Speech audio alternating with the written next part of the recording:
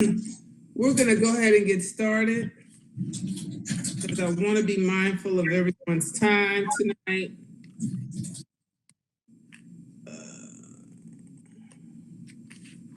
Okay. Well, good evening, everyone, and thank you for joining us tonight at the CPOP meeting. Just to let you, just to go over the agenda with you this evening.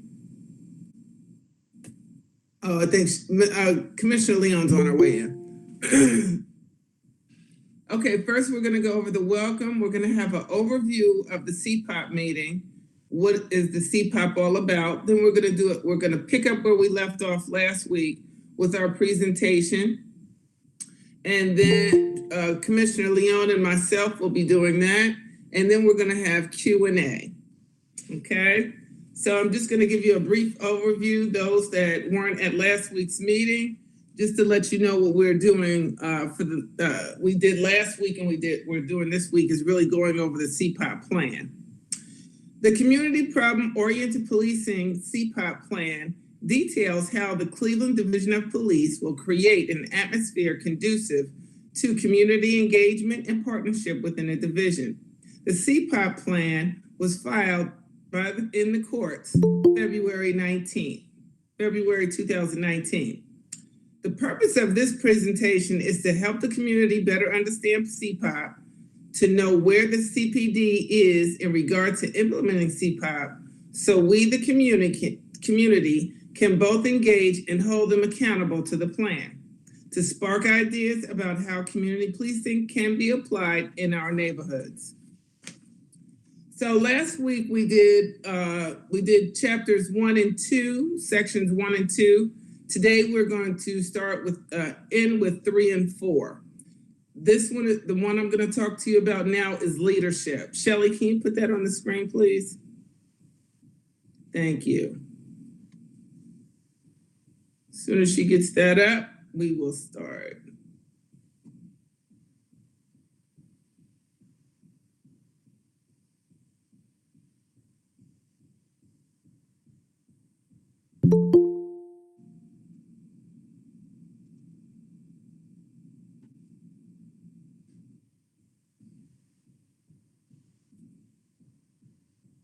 You ready?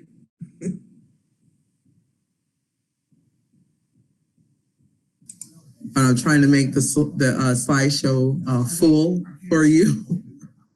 Hold on.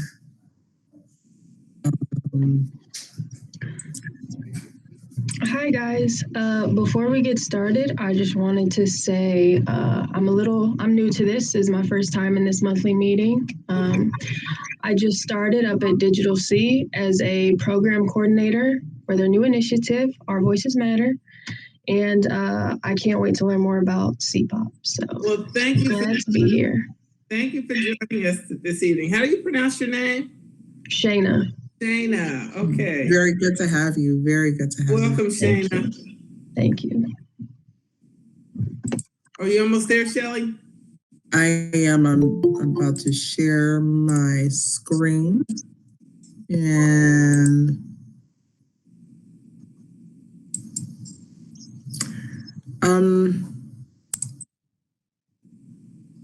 okay, that's where we want to be.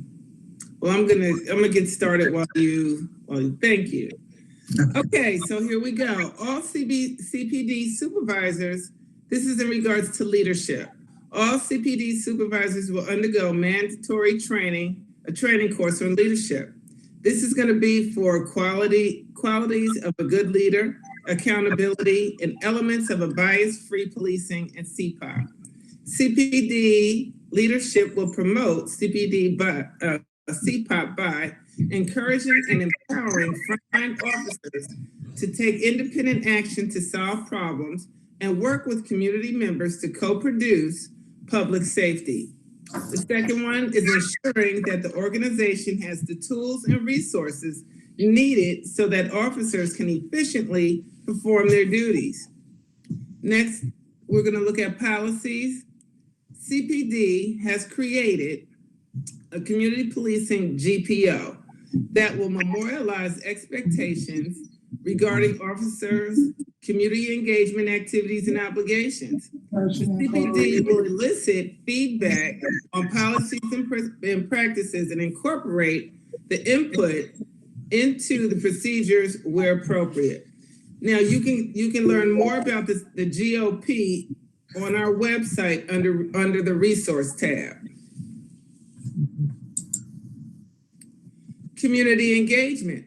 Police are considered guardians of the community and must understand the various communities of the city.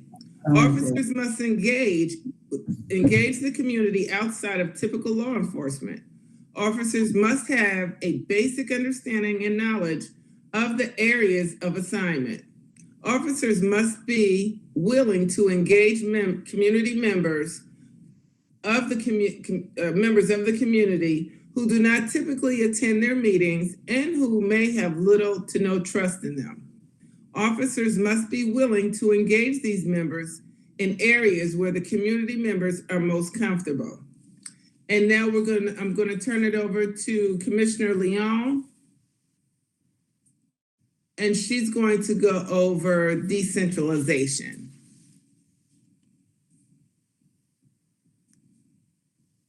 Shelley, is she on? I can't hear you. We can't hear you, Shelley.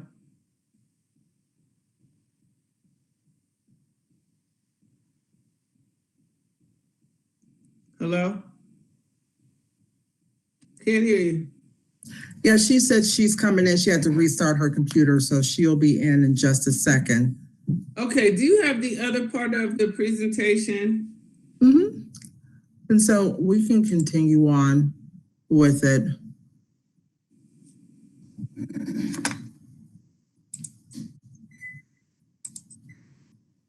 Are you guys able to see my computer screen? No. No, okay, hold on. Thank you for your patience. I really appreciate this while we're having a little technical difficulty.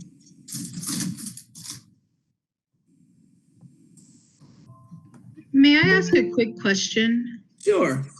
My question is, I know that the plan is available in a booklet online via the agenda and all that. Will this presentation also be available like on the website or be available anywhere? Yes, we can put this on our website for you if you'd like. Absolutely. Okay. And just to let you know that the this entire meeting is being recorded. So that will also be available on our webpage as well. I believe we are going to also have it available on Facebook, all of our media streaming platforms, Facebook, YouTube. And so you can always go back and review it that way as well. Okay, thank you, Shelley. Mm-hmm. And thank you, Commissioner Hadley. Oh, you're welcome. Can you hear me now? We can hear you now. Good evening, everyone. Okay, we're ready to move forward? Yes, we are. All right. So decentral. I just want Shelley, if you want to mute your mic. Mute your mic. Okay, hold on. Thank you, guys. Hold on. Can everyone mute their mic, please? Thank you. I apologize. I do have some.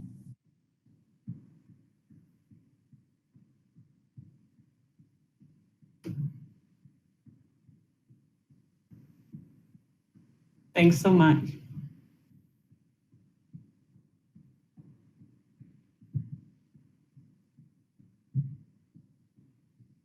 If you want to go ahead and put it in present form, Shelley.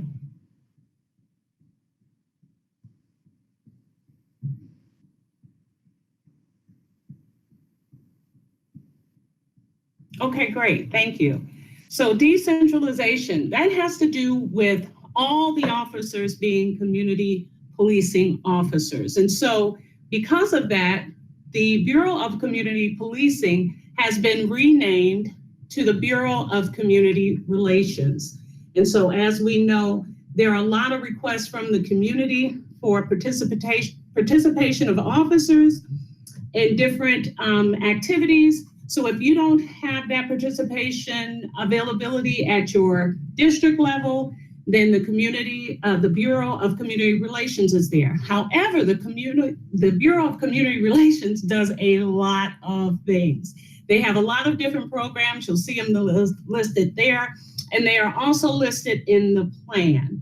So just so you know, all officers are community policing officers, and our Community Policing Bureau has been rebranded to the Bureau of Community Relations. So in our next slide, we talk about personnel. As we look to our officers to spend the time needed to effectively address the calls for service and not do what we call running from one call to another, we have to ensure that we have adequate staffing, because part of the CPOP plan requires all officers to spend at least 20% of their time in non-law enforcement activities with the community. So not just issuing citations or, taking calls, but also engaging with the community. And to do that effectively, they have to have the time to do it, and we have to have enough staff to answer calls for service while they do that. So as you see, we have different activities and tasks that officers have to participate in. And so for that, we have to ensure that we have a robust hiring and recruitment team.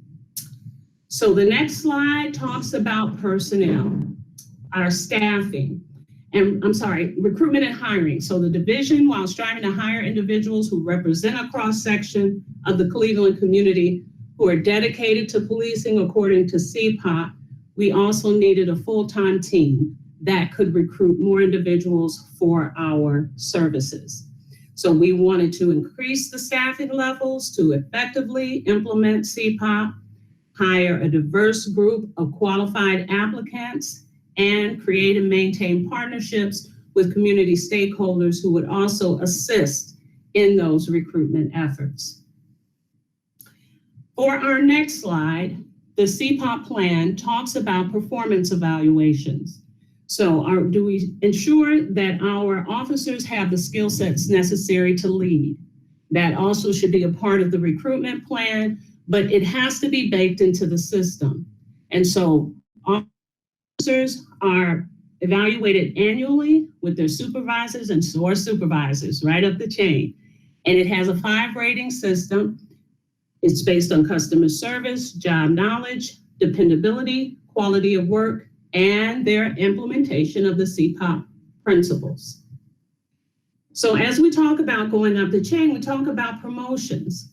So we have had a promotional process in place for years. Currently, we are looking at contracting with a new service provider for promotion. So some of this may change in the way that we promote or the different things, skill sets and abilities that the test screens for as it relates to leadership in the division. It also consists of an oral assessment that includes the CPOP principles. A panel of supervisory officers from different jurisdictions around the country come in during this time, and they are the ones to assess our officers' abilities as it relates to promotions. We can go on to the next slide. So also under organizational transformation is training. Each district now has a training review committee. That training review committee consists of officers and community members. So it's another opportunity for our community to have input in the training. Recruit training also includes a community engagement day, affectionately dubbed Reverse Ride Along. So as you know, you can apply to have a ride along with officers to see what a day in the life of an officer is like.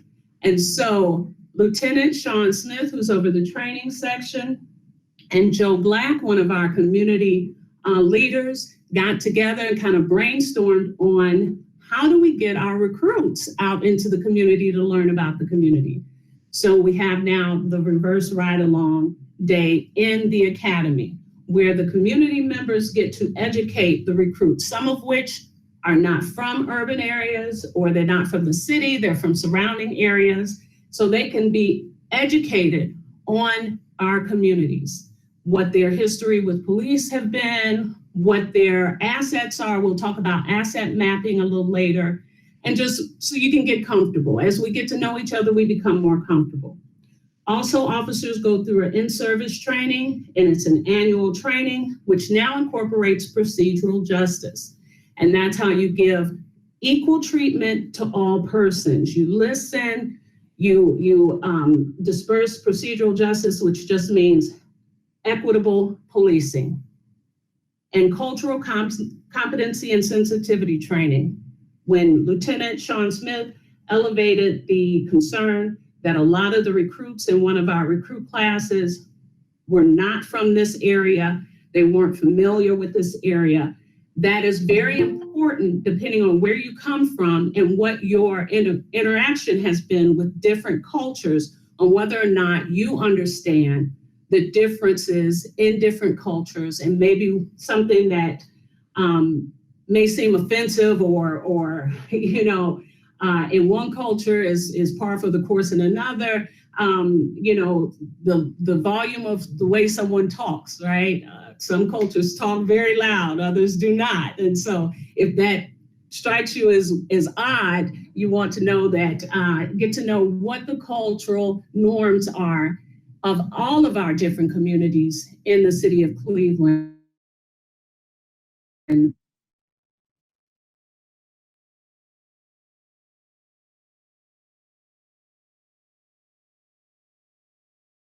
that's what the recruits go into the districts after the academy.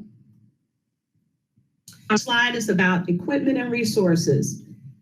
So we had to make sure that we have all the equipment that we need to do these things. And we know as technology advances, so should the way that we operate. This ensures that it is an intentional integration of more sufficient and efficient systems. So we've done things like online reporting for low-level offenses, things like that, providing a roadmap for public safety applications, real-time mobile access to data and data entry for our officers. So as we know that in American policing, we've asked a lot of our officers. And so to expect them to do a good job or the best job they can, we have to ensure that they have the resources and the equipment necessary. Next, going to social media. Again, technology improves. And as we had our outreach efforts and community roundtables, one of the things that community members elevated was that they felt we could do a better job by engaging younger residents with recruitment through the use of social media. And we know how young folks love social media, and we got some old folks that love it too. And that's why younger people got off Facebook, because of all us old folks. So the division has increased its use of social media platforms to release pertinent information, such as missing persons, high-profile arrests, wanted persons, etc. We also use it to show all the good things that our men and women in blue do every day. And if you look at the different districts' Facebook pages, you'll see the engagement they have in the community. I love when the horse unit gets on and shows all the different engagement there. But you should see a lot more traffic now with CDP on social media. Our net mapping. So we spoke about this a little earlier. How do you know what's in the community? You know, when we looked at our office to arrest, if certain kids are out in the street playing ball, and for whatever reason on that day, their neighbors don't want them in the street playing ball, right? We know the kids want to play ball, so where else can we tell them to go? If you're a newer officer, you know, you may not know where the local rec centers are. You may not know where some other places are that people can go. So with the asset mapping, you have that. You have that information at the ready so you can inform and be a good resource. People think cops know where all the streets are, right? They're like, how do I get to such and such? Sometimes we don't know. We don't know where those streets are. Of course, with the equipment and the data, now with the cell phones, you can find anything, but it's not incumbent upon the officers to have that. It's incumbent upon administration to provide that. And so these things help to provide officers with the information they need to better serve the public. So that includes district neighborhood awareness training, and we do that through the partnerships that we have in the community. Go to the next slide. Oh, partnerships and programs, right? So community partnerships are a critical component of collaborative problem solving, valuable resource, and identifying community issues that may not readily be apparent to the division. The CDP has also engaged and created partnerships with a cross-section of communities such as our LGBTQ+ community, because we're all a community. And we have organized and planned engagements such as Coffee with a Cop, public safety fairs and festivals that help officers to better learn the community. And our final slide for sections 3 and 4 are on the district police and communities committees. So if you want to know how to get involved, you can show up to your district commander meetings. We will have those links available to you on our page. And I believe all of the districts now have their own webpage as well. So you can find the dates and the times for those meetings. There were good and bad things that came out of this pandemic. One of the good things is that for those who find it difficult to show up in person, now they're all virtual, so you can participate without having to leave your home, or you can do that on your device, whatever electronic device you have. So that's a great place to go to elevate any concerns you have about your community, to engage with your local officers and the commander. And they also promote block and street club development, partner with the prosecutor's office to tell you about quality of life cases that are going through there, or any kind of increase in crime in the area, and identify, assess, and collaboratively problem solve. And so that's a big part of CPOP, is the SARA model, in where there's a co-production of public safety with the community and with the division. So those are the sections 3 and 4. Last month, we covered section 1 and 2, and we will finalize the CPOP overview at our next monthly meeting. And now I believe we're ready to open up for dialogue or any questions.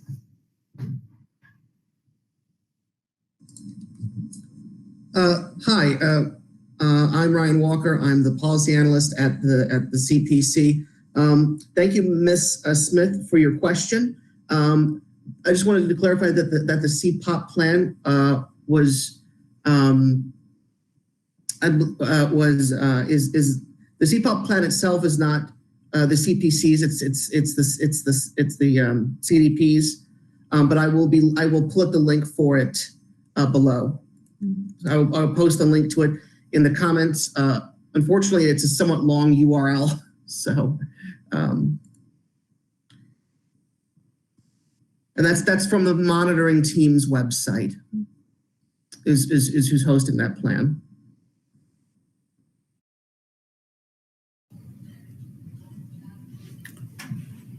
Thank you, Ryan.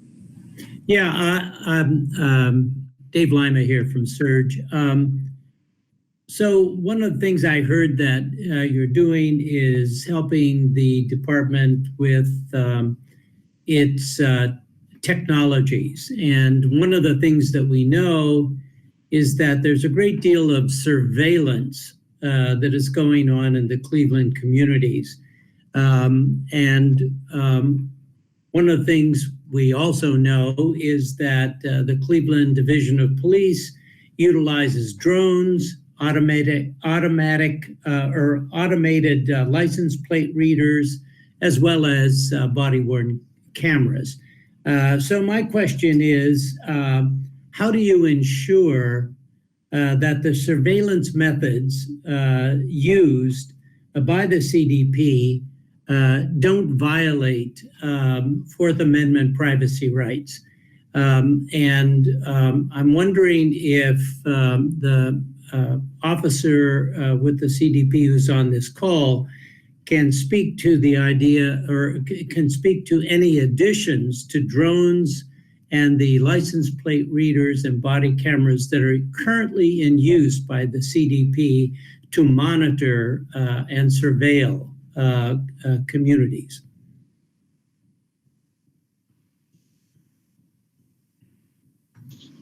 Okay, this is Commissioner Leon.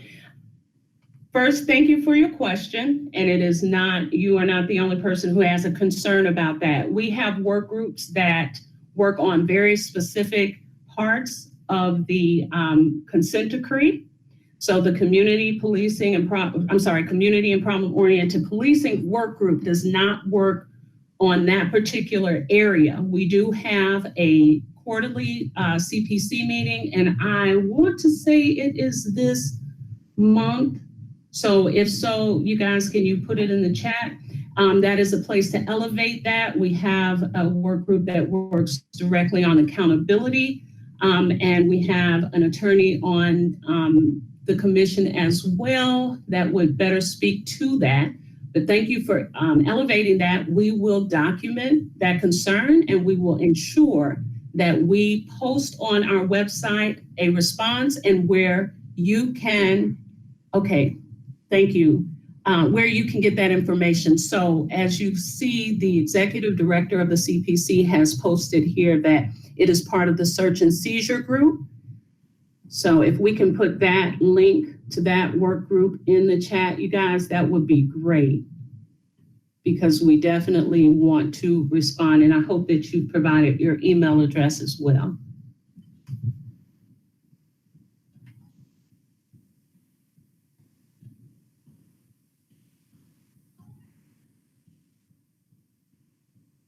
I'd like to recognize Mr. Michael Jean-Baptiste. He has his hand raised. Sir, you do have the floor. Hi, this is Mikhail with Burton Bell Car and Fairfax Renaissance Development.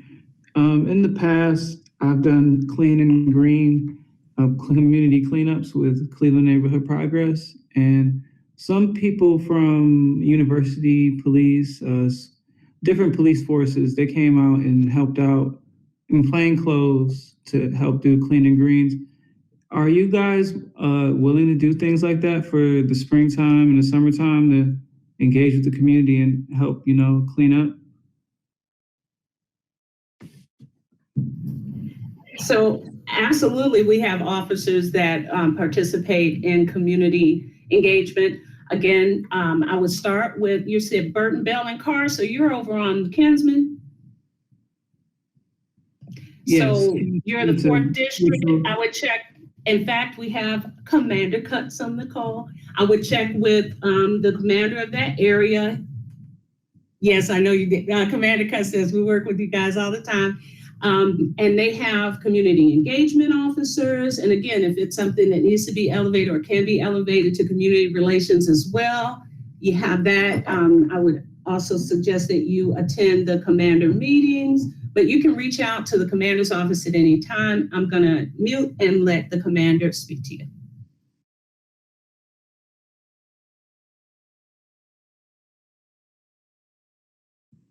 Oh, maybe he just has visual and he's not able to do audio. So, yep, mic not working. So those are some great places to go for that. And we thank you for participating and attending. And I think we have some more hands up. Shelley. Commissioner Leon, yes, we do have Rosie. Her hand is up. Rosie, you can unmute your mic and ask her question. Hi, for those of you who don't know me, I'm Rosie Palfy. I'm a homeless advocate and veterans advocate, and I've been a member of the City of Cleveland Mental Health Response Advisory Committee, MRAC, which was created 5 years ago as one of the mandates of the consent decree. And I wanted to thank the CPC, first of all, and also for all the police officers that are here. This is a really, really impressive turnout. I want to know specifically how crisis intervention is involved in the CPD's CPOP plan. I just looked at, thank you for Ryan or whoever posted the link. The word crisis intervention's in there once. And so, I'm trying to figure out how the community is going to get educated about this. If community engagement officers are going to somehow be involved with crisis intervention training. And it just kind of seems like crisis intervention, because it's not a crime, it's like in a silo. And so I'm just kind of wondering if anybody has any answers to that. Thank you.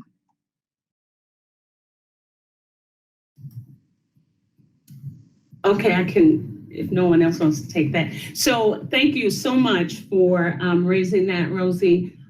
That would also be under the training. We have crisis intervention training for our officers. It is a huge part of the training.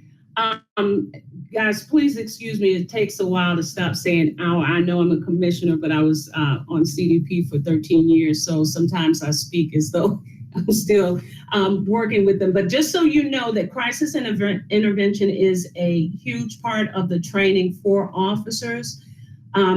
And you being here and elevating, raising that, it's only mentioned once, and the community feeling like it needs to be highlighted more in that report. This is a living document. So this is exactly what we're here for, to hear from the community, to make sure this is a co-production of public safety between the community and the police. So you raising that will definitely be documented, and we will take that back, and we may even then come back and ask for how you would see that documented in the plan, and work with our officers and our training staff, and how you would like to see that, or that we simply need to explain more fully how we train officers in crisis intervention and what those alternatives to criminalizing mental health, and we know that's a concern that our community has. What are the alternatives that we utilize in engaging in assisting our citizens, residents who may be experiencing a crisis, a mental health crisis? Can I just follow up with something really quick, Commissioner? Please do. Thank you so much for that. I just wanted to point out that this isn't a risk of stating the obvious. That's not just my question. That people ask me that question, and they ask, are the community engagement officers going to go through the crisis intervention training? Are they in any way going to be involved in educating the community? Because most people don't even know that crisis intervention teams exist, and that when people call 911, they can ask for a specialized CIT officer. So that's just something that I wanted to put out there. And also, many people may not know that the vulnerable populations mentioned in the community-oriented policing plan are part of the specialized CIT training. They have blocks on LGBTQ, youth, elderly, homelessness, veterans, addiction. That's all I can think of right now. But so my point is that a lot of these things are connected and intertwined, but it just seems like maybe the police department isn't making that connection. So thank you very much. Thank you so much. And again, thank you for being here and raising that awareness, because then that's what needs to go in there, all those connections. One of the things Commander Todd has mentioned in the chat is the co-responder program. So that's when our specialized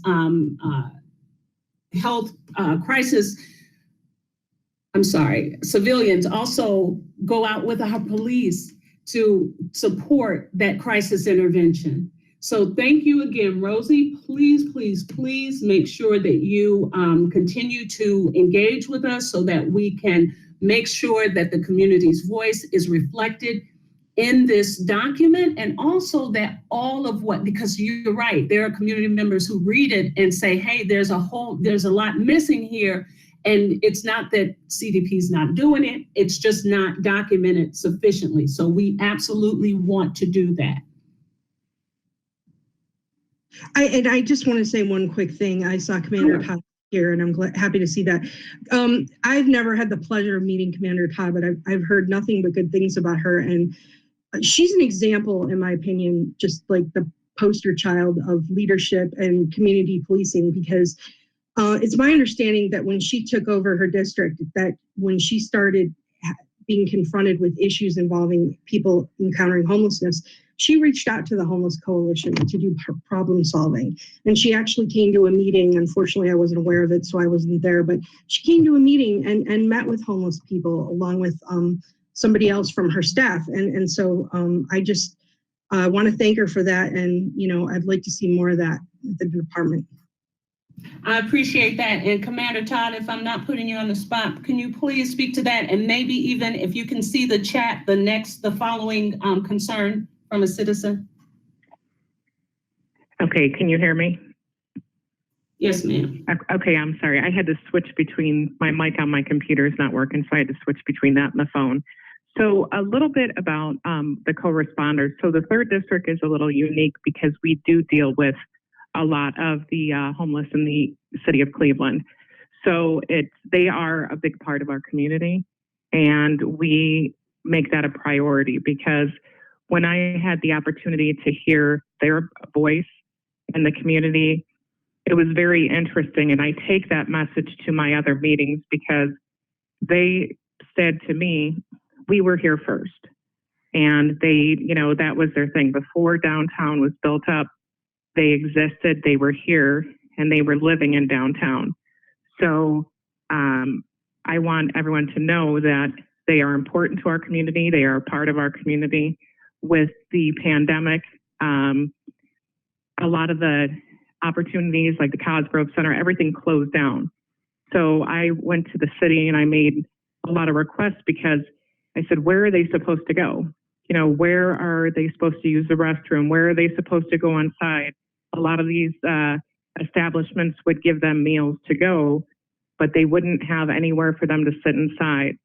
So I had to reach out to the residents and businesses in the downtown area and ask them to be a little more considerate and with the complaints because, you know, they're going to be in the doorways. They're going to be in these areas to try and find shelter because there is nowhere. So this is a big part of the 3rd district, and I just want everyone to be aware of that. And there are a lot of our officers, especially our downtown service officers that are trained in CIT, and a big part of we get to know a lot of those who are homeless and have the mental health issues in the downtown area. So it's a big part of what we do on a daily basis. The co-responders program has been effective. It gives an opportunity for a specialized CIT officer to partner with someone. For our districts, it's someone from Frontline, and they go out and they make regular checks. We also use them to, when we have someone who is a little more anti-police or doesn't seem to, you know, want to be cooperative with the police, we use them for that resource. So we were able to get some of the homeless off the street and into, you know, temporary to permanent housing because of this program. So these things are working. I know a lot of times it's not heard about because, you know, to be honest, there's a lot of people who just don't care about that part of the conversation. So it really is something that's important, and it is very important to the Cleveland Division of Police. Thank you, Commander Todd. And I just want to say to community members, you know, this is what's going to make this all better is your input and engagement. So when you, and make this document reflective of your concerns. And so that's what's so important. So glad you're here and for your input. Rosie, did you still have, I see your hand. Commissioner Leon. Yes, ma'am. We have Miss Lowe. I'm sorry, Miss Lou. And Samantha Montanez. Okay, let's go there. Hi, good evening. Thank you, Shalana. You say my name wrong again. And I'm glad to be back to the meeting, and I would really vouch for you guys. Commander Todd came to Homeless Congress meeting, and it was a very good communication. Unfortunately, this was before we got a police, community policing started.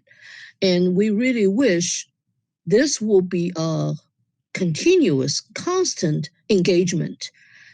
Because unfortunately, all the CIT officers, we still don't have enough of them. And in the shelter, I have seen certain officers, even they say they are CIT officer, but the way they handle the situation, still not very good. And so the whole thing is ongoing process, and too much rooms for improvement, to tell the truth. But if we don't do anything about it, nothing good will happen. So I wish this kind of engagement, we can have more of it. And also right now, COVID-19 situation is slightly under control because the vaccine is out. Very soon, Homeless Congress, we will have a regular meeting resumed again. So I wish, and not just third district, we wish that will happen in other districts, because lots of homeless people, even they may be out on the street or maybe they stay in the shelter, but they still have a connection to the community originally they are from. So the problem is not only third district, the problem can be second district, the problem can be on the first district and any other district. So we need a constant communication to detect if anything actually we put out is really working for people. But up to now, lots of things had not been working for us. So, but thank you for the opportunity to speak. And now I have to go to jail coalition meetings. So I will see you guys again soon. Thank you.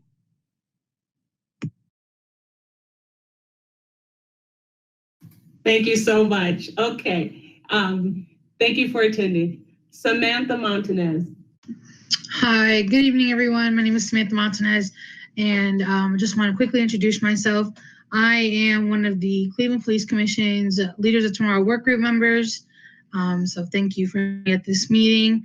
I live in the 3rd District, so I attended our district meeting yesterday, led by Commander Todd, which was great. My question is, how will all of this information that we've talked about tonight and in previous meetings and in future meetings, aside from it being on the website and social media platforms, how will this information be relayed to individuals who do not attend nor have access to the technology and the platforms in which this will be distributed?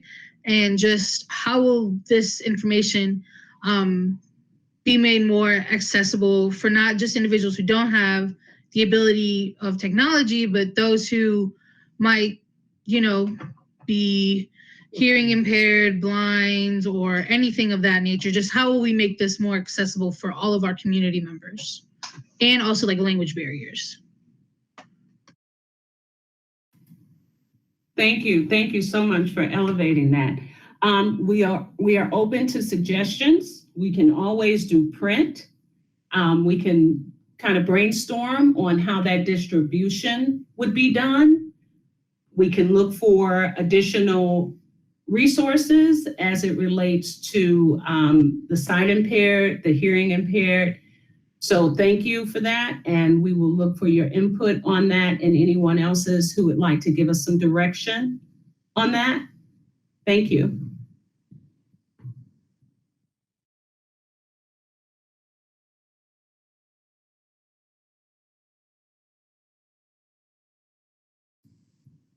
Any other questions that we have? I'd just like to recognize, I wish I could go through and recognize everybody that's here. Your names are up and I'm glad for that, but I do want you guys to know that you have 3 commanders in the room. We have Commander Daniel Fay, who is over the 1st District. We have Commander Brandon Cutts, who's over the 4th. And as you heard from Commander Todd, over the 3rd. We have P.O. James Thomas with us as well. And so we just want you guys to recognize the community members, and for the community members to recognize your officers. Captain Tucker, okay, I wasn't sure if that was Captain Tucker. Hey, Captain Tucker from the 2nd District is here as well. And so any other of our community members have something they want to raise this evening? We will be continuing, finishing up the overview of the community and problem-oriented policing plan next month. Again, with what Samantha raised, we will be having a meeting. We will bring that back up as well. We look for your input on what that should look like. We will document the fleshing out of the services that Rosie raised. And yes, Commander Todd, there are several hundred hours who have, I'm sorry, I'm going to let you say that. I think you meant officers, but I'm going to let you say that, Commander Todd. I apologize. Yeah, I'm trying to, I was trying to get that in there. So I think there was a misunderstanding from one of the comments about only 19 officers have received the 40 hours of the training. But I don't want the message to be missed that our officers, several hundred of our officers have received a minimum of the 40 hours of CIT training. So that was a big part of a program. It lasted over several years. There's a new specialized CIT training that's available just recently, and that might be what they're referring to, but there are several hundred officers who have received the 40 hours of CIT training. Thank you, Commander. And I was just corrected that we have another commander as well, Sammy Morris, Commander Sammy Morris of the 5th District. Duly noted, sir. And as our community members raised, very grateful for all of the improvements that have been made and things that are going on. We can always do better, right? We can always evolve. And the community helps us do that. And we only do that in partnership with you. And I think that's when you talk about, Rosie, what are the CPC's next steps? It is to truly realize community and police co-producing public safety. So Samantha has her hand raised again. Go ahead, yes. Samantha. Sorry, I don't want to take up anyone's you don't time. Have to apologize. We're slated till 6:30. So wonderful. My question can either be answered by Commander Todd or anyone who has the answer. For the CRT training, it's a minimum of 40 hours. Is it like that's the minimum is 40 hours and therefore officers can receive more? Or is it just once you get your 40 hours of training, you're done? Are we going to have officers get more? Like, is there a reason behind just getting 40? I guess that's like my question of what was the measurement used that 40 is good enough for our officers to have this and they don't need any more? So that's my question. I can take that one. And I know this is Commander Kutz. Commander Fay texted me that he was sad that he didn't hear my voice, so I reloaded my microphone. So the crisis intervention training. Oh, did I lose you? Or am I still there? You're still good. We hear you. Okay, my laptop just crashed on me. The crisis intervention training was originally conceived probably almost nearly 20 years ago for the Division of Police. And it was 40 hours, and that curriculum was built in collaboration with the Adams Board. And we have maintained that training all along for the crisis intervention officers. Additionally, we are doing continuing crisis intervention training for the entire division yearly. So our new recruits get the training, our CIT officers get 40 hours, and then the entire division right now is getting 8 hours every year on crisis intervention. So there's some fine tuning that goes along. The new version of the CIT, I believe, is still at 40 hours. It may be a little bit longer, but I think it's 40 hours. And whether or not they will have continuing tune-up for that team, I'm not sure, because we're still trying to roll out that basic training for the new group of people. So that question might be better answered a little bit longer down the road. So the 40 hours was, again, throughout the throughout the United States. Hope that helps. That does, and that brings up another question, I guess. You differentiated between regular officers and CIT trained officers. Does this mean that there's a subset or a specific group of officers that are CIT trained, or do all officers go through this?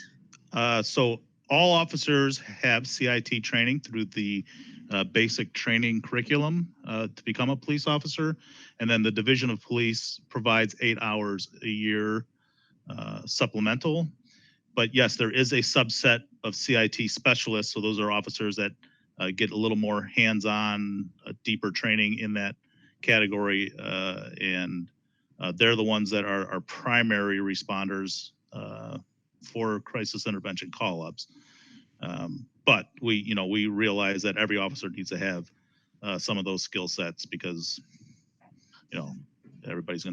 everybody who does this profession deals with mental health issues in the community at some point. Right. So I guess, and I'm not trying to put you on the spot, so please do not feel like you have to keep answering. This is just general questions that I'm getting from the answers. Is it impossible to push for the agenda that all officers are specialized in this, just as that subgroup is, or is that just too much? Is that too much to do? Because I just think, I agree with you that you said that every individual will have mental health crises, and I wonder, how many individuals are affected by this when they call in and are saying, they're suicidal or something has occurred, and not every officer who is deeply, deeply trained on this is available. And then you have an officer who is trained somewhat, but they're not as hands-on with it as those subset of officers. That can cause an issue for that individual who's called on to the help of the Cleveland Police District. So I'm just wondering, why is it that not every officer receives that same deep hands-on training? I guess that's just my question. Well, the 40 hours is no joke. To get an officer through the 40 hours of training, multiply that out by 1,500 officers, that's a pretty big resource pull for the division.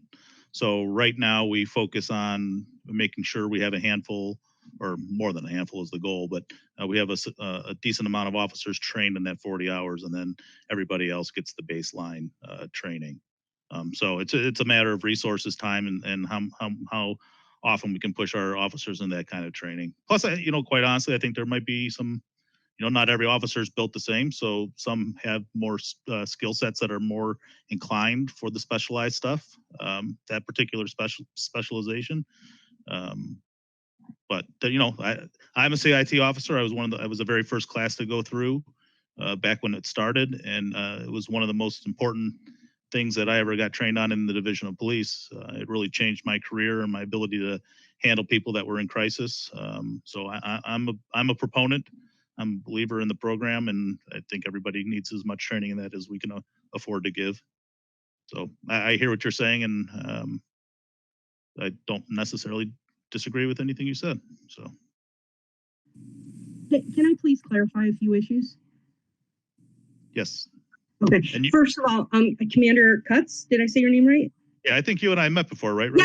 Yes. Yep. And I was going to say that, and you said wonderful things about your CIT training that I did pass along to the Mental Health Response Advisory Committee. So I do appreciate that. They were happy to hear about how you said that was one of the best trainings that you ever received. So when I joined the Mental Health Response Advisory Committee 5 years ago, I had no idea CIT even existed. So it was a big learning curve for me, and Samantha asked a lot of great questions. As somebody who served in the military, the thought of attending training, it sounds like a great idea. Why not send everybody through the training? And a few years ago, I got to they let me sit through the veterans portion of the training and then a homeless portion of the training. And I understood why they don't send everybody through the training. So they go by, it's one of the monitoring team members is Dr. Randy DuPont from the University of Memphis, and he was involved in creating the first crisis intervention program, which is like the blueprint gold standard for CIT programs around the country. And based on the model is that everybody that gets the 40 hours of training should volunteer, because not everybody has a different skill set. Some people are better suited to respond to these types of calls than other people. So the idea is to get like 25% of officers on each shift to volunteer to go through this training.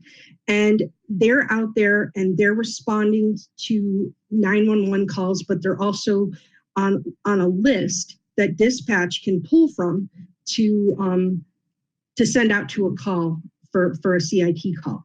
So all of the Adams Board, Alcohol, Drug, Mental Health Services Addiction Board is responsible for doing crisis intervention training for officers throughout the county. They have been training Cleveland officers since either 2004 or 2005, and they had trained about 600 officers before the consent decree started. Since then, a number of those officers have left, and there's only about 200 officers remaining who received that initial training. They may have received that training 5 years or 10 years ago. So now what they've done is they've created a new specialized 40-hour training, and they're trying to get officers to volunteer to go through that. So what I put in the chat was that only 19 officers have been trained on the new specialized training. However, every officer has gotten training either at the police academy or they've gotten the initial 8 hours of training that every officer got a few years ago. And there is a policy that says officers are supposed to get 8 hours of annual in-service crisis training, but they're actually only getting 4 hours because the department is, they're also trying to train on like search and seizure and CPOP and bias-free training. So they're only providing them with 4 hours instead of 8.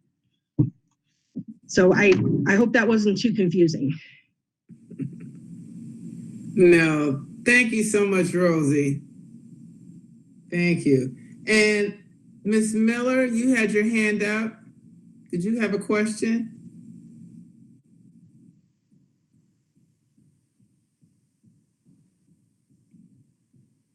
Ms. Miller?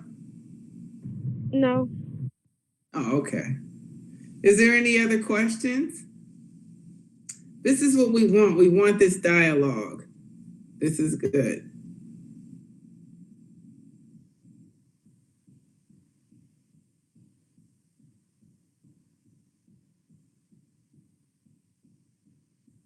Is there any other questions? Any other concerns? Well, it's 5:59 and we're a half an hour early. We're scheduled. Oh, Ms. Patterson. Hi, my name is Tila Patterson. I'm a documenter. I'm not documenting this meeting, but I was interested, so I came. Thank you. You're welcome. So I wanted to ask, is it Commander Coots who should respond or could respond to Rosie's statement that only 19 officers have been trained in the new training? Or if that is the case, or what is that number? And is there going to be another, how are you going to push that, I guess, so that we have the 25% goal that she mentioned? So I know that Rosie is is fairly informed, and I don't know the exact number for sure myself because I'm not hands-on with that. I think we've only had one class in that so far. And that they are slated, I think, to have, I talked to Captain McPike, who's running that for us. I think he told me 3 classes this year. So another 60 that might be for this year. These are just rough numbers. And so don't take that to the bank. But I think that he told me 3 classes and again, like maybe 60 officers this year is the plan. Thank you.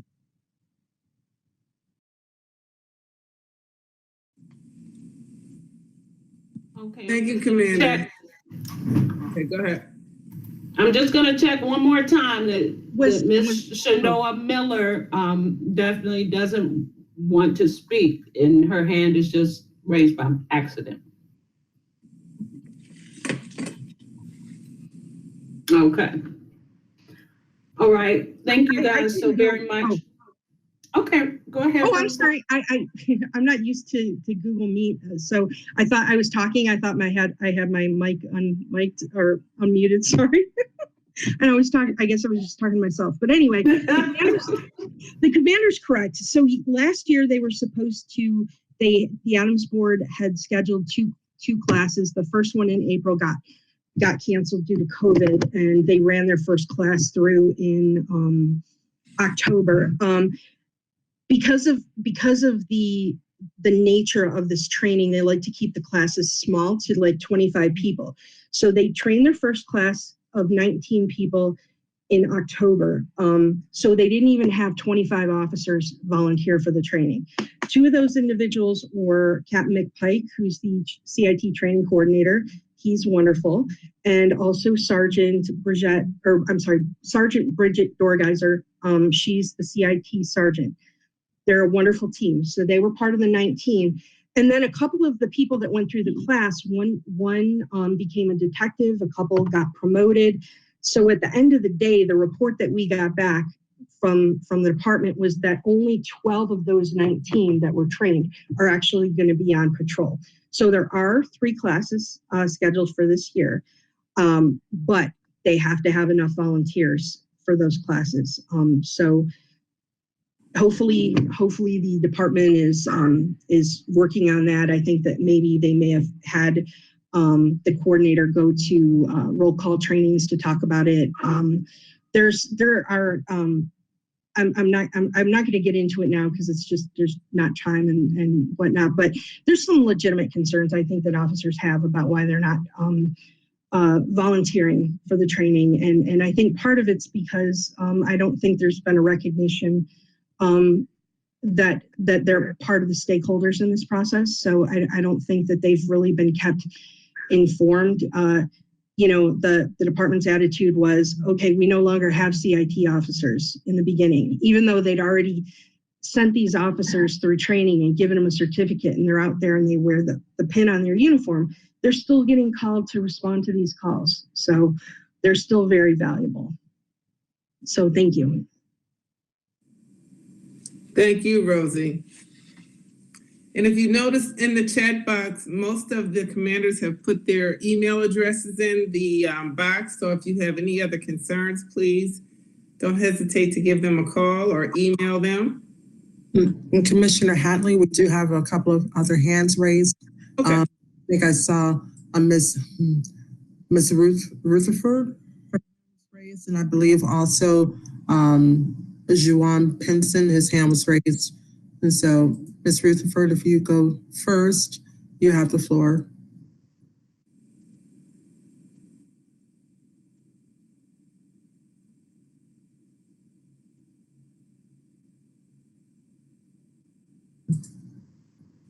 Ms. Rutherford, are you still with us?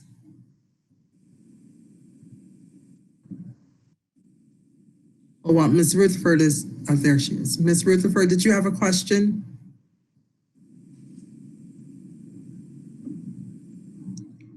You have to unmute your microphone. No.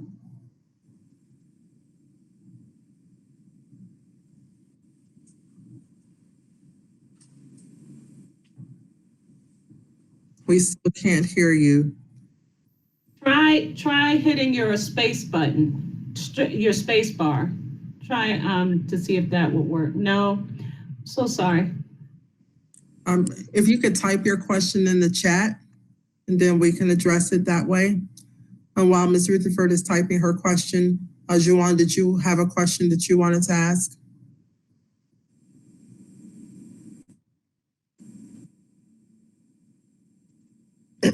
Yes. Can you guys hear me? We can hear you. So my question is, how are third shift officers supposed to engage with the community 20% of the time, especially during their third shift, when the city is like quiet and usually like sleep around the time? That's for the commanders. Any of them can answer. Oh, okay, go ahead. Commander Todd. Yep. Hi. So I can just give you a little bit of examples of what my officers do for the third shift community engagement. So during those hours, we have to take different opportunities and be a little bit more creative. Even though there's not as many community members that may be out, there still are a lot of businesses that are open 24 hours a day. So what we express to them is to have them, stop in those businesses and, have conversations with those places that are open, because it not only gives them an opportunity to meet people in the community, but also gives a little bit more of security to those places that are open 24 hours. So it is a little bit more unique for the third shift officers, and their engagement may not be the same as you would see, officers stopping in rec centers, things like that, but they do still have an opportunity to get out into the community just in a little bit more creative ways, because there's, gas stations, restaurants, a lot of different stores that are open in the evening hours. Thank you so much. You're welcome.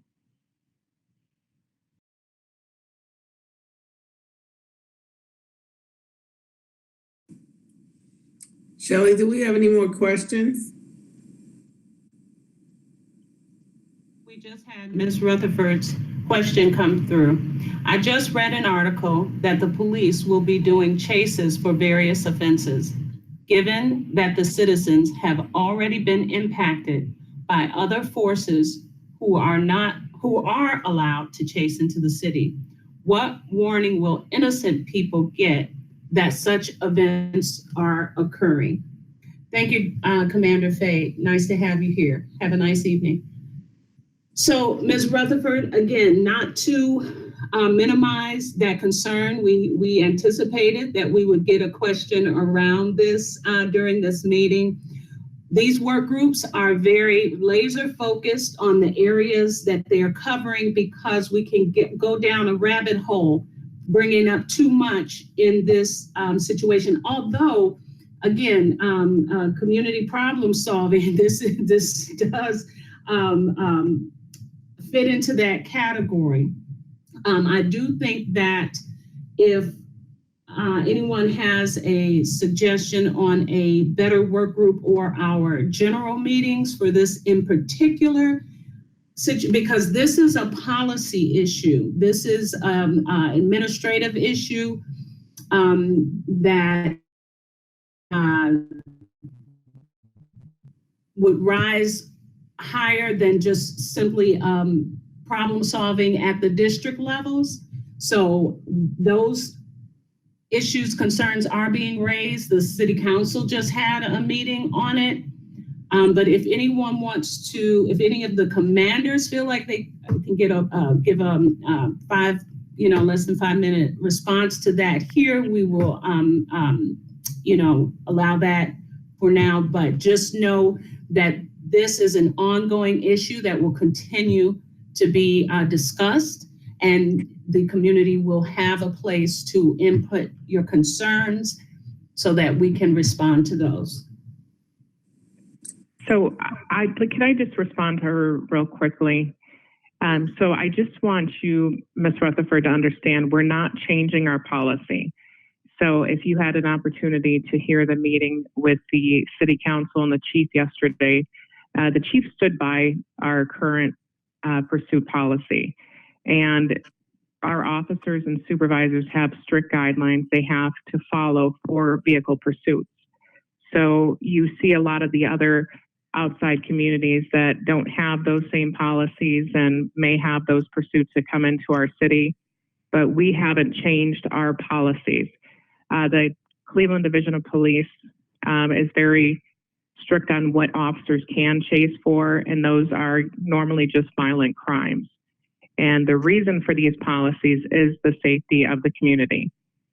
So our officers, before they were to engage in any type of pursuit for a violent crime, a supervisor must approve that pursuit, and they take into account the time of day, the weather conditions, and the safety of the public, the officers, and even the offender before that pursuit is initiated. So this is very important, and the division is looking at the policy, but at this point, the policy has not changed since it went into place in 2015. Thank you. Thank you for that, raising that concern, and thank you for responding, Commander. Much appreciated. Anyone else before we actually may end early? Let you reclaim your time. I believe Ryan had his hand up. Ryan? I was just going to comment, if anyone has any additional policy questions, I was just going to put my email in the chat, and you can send me if anyone has like any clarifications for Commander Todd answered the question. So yeah, the policy hadn't changed. So I was going to say that was all. Thank you. Thanks, Ryan. Thank you, Ryan. So is there any other questions?